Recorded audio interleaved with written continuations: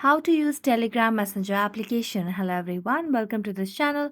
I'm Emily and I'm here to help you out today. So without any delay, let's get started. So first of all, go to the Play Store application and make sure that you have the latest version of the Telegram application on your device.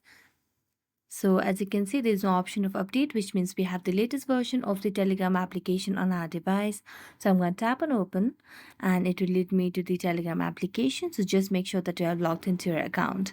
So here you can see the account has been logged in. So as you tap on the hamburger icon at the top left corner, you'll be able to see your settings, your profile, your accounts, and so on. And as you tap on the camera icon over here, you'll be able to click a picture if you want to send it to anybody. And here's a pencil icon that you can compose a message to anyone over here. You can create groups as well as create communities, channels, so that you can share your ideas and have your messages and conversation keep going.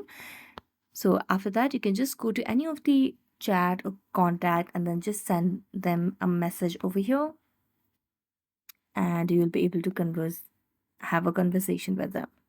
So thank you so much for watching this video. See you next time.